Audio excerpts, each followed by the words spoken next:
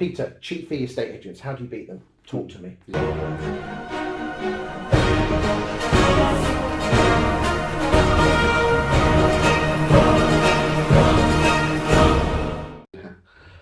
So there's always been cheap agents, right? And this idea that there's going to be, it's a new phenomenon is crazy. I remember when we were running Jackson Property Services, our average fee was 2.75% sole agency.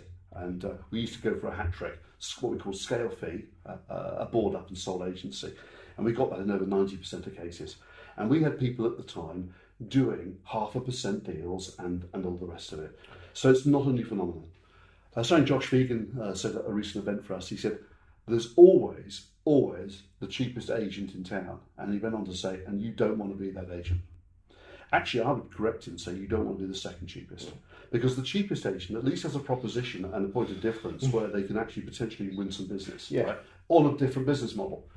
So fundamentally, there are some people who buy cheap, right? There are some people who buy cheap everything. They've got the cheapest car, they've got the cheap holidays, they go to the cheapest supermarkets, they want the cheapest cuts of meat, they've got the cheapest clothes, and so on and so forth. I hope none of the people watching this particular video are in that category, but there'll always be those, and that's fine. Let them go cheap, right? But the vast majority of people will pay a premium for things so long as they can see the value. So the key is, the value is not what estate agents often market themselves to be. The value is not, we're on Rightmove and Zoopla, we take professional photography, we have professionally drawn floor plans. So what, right? Everyone else does. Pretty much everyone does. So that's no longer, and terms like we're traditional, we're independent, we're professional. What does amateur estate agents are? People who just do it as a hobby, they don't get paid. We're the local town, or leads paying for town. Yeah, we've been there for 25 years, and. No one cares. It's gone with the wind. Frankly, my dear, I don't give a damn, right? What people care about is for themselves. So what are they interested in? They are fundamentally interested in getting their property sold or let on their timetable for as much money as possible.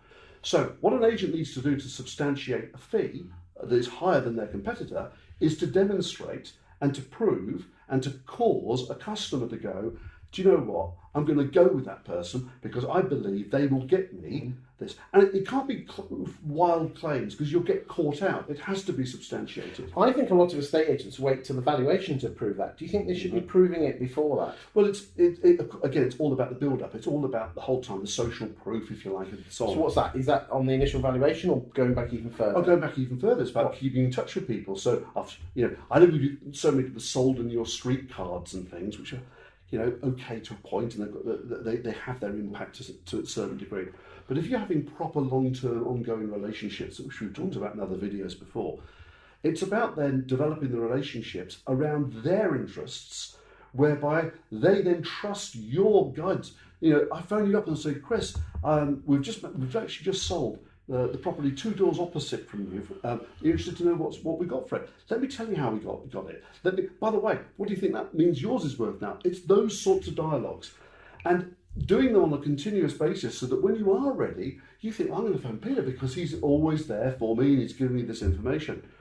I also think when it comes to substantiation, one of the things which I always remember, a presentation from a manager of Savills in Wimbledon, I don't know if he's still there, but he walked in and he had a photocopy of an A to Z, if you remember the old A to Z maps. By the way, this was not that long ago, so in other words, I'm not going pre-internet with this story.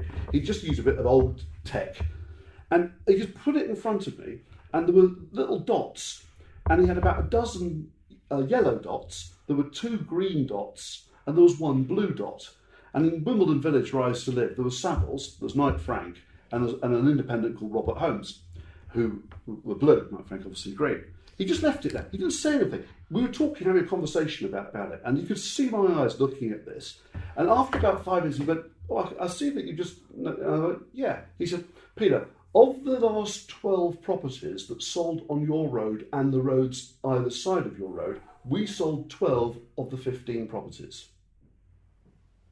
And that, to my mind, was just the most brilliant use. Well, there's plenty of agents out there that do the Rightmove Intel graphs, look how brilliant we are, but no one gives a monkeys about that. But putting it on a map, That's sublime. Well, it's just a really, really easy method of demonstrating. It's got to be right, of course. You've got to bullshit it, which some people try to do, and they adjust their right move best price guides to, if we change the area, change the dates, change the price, we're number one. I mean, that's just ridiculous. And after a while, you get caught out with it. But if you can go in there and substantiate it, and again, this is what it comes back to knowing your market and not trying to be all things to all people.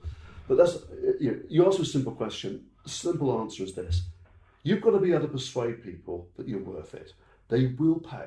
They will pay. Our surveys every single year say that people do not select an agent based on the cheapest fee. Now, they would like to pay the cheapest fee. They would like to get an agent who they've selected down on fee, of course. But once they've made their choice, they will pay more.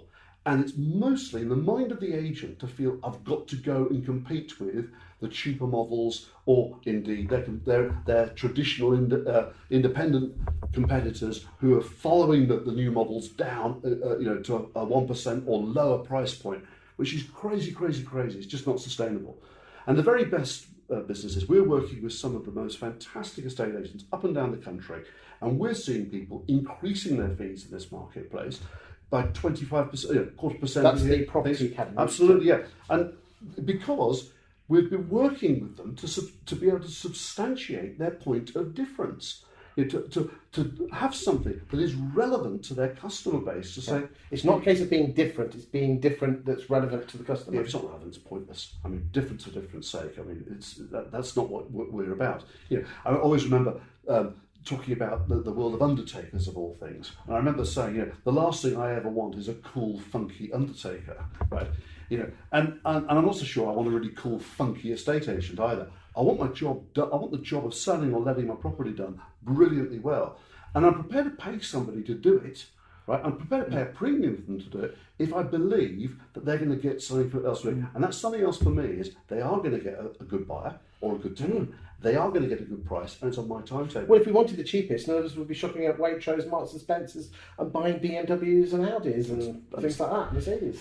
And so it continues, and in every single aspect of life, and service providers as well. If you think about law firms or you think about accountancy firms, there's always the cheapest, right? But you're not going to find, a PricewaterhouseCoopers or a Grant Thornton or somebody say we have to compete with the chap down the road who's doing an audit for $2,500 all in. We don't see Savills doing it at 1%. Well, I don't know actually. I think some of those brands are actually in some locations doing that. I think you don't see Foxtons drop their fees. No. I'll tell you that for starters. And there's other firms around the country as well where they hold on to their fee. They know that they're worth it. They charge a premium fee. If you can prove it. Absolutely.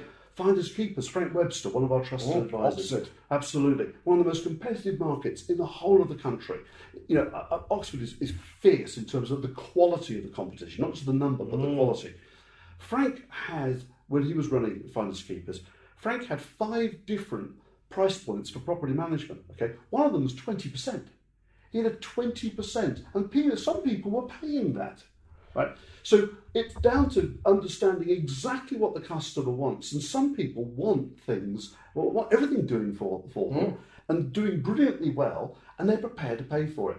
So if your viewers want one single tip, it is making sure that your proposition is truly relevant to your key audience that you're trying to appeal. And if it's not, you've got to redesign your proposition. Otherwise, it's a race to the bottom, and that's not a race you want to win.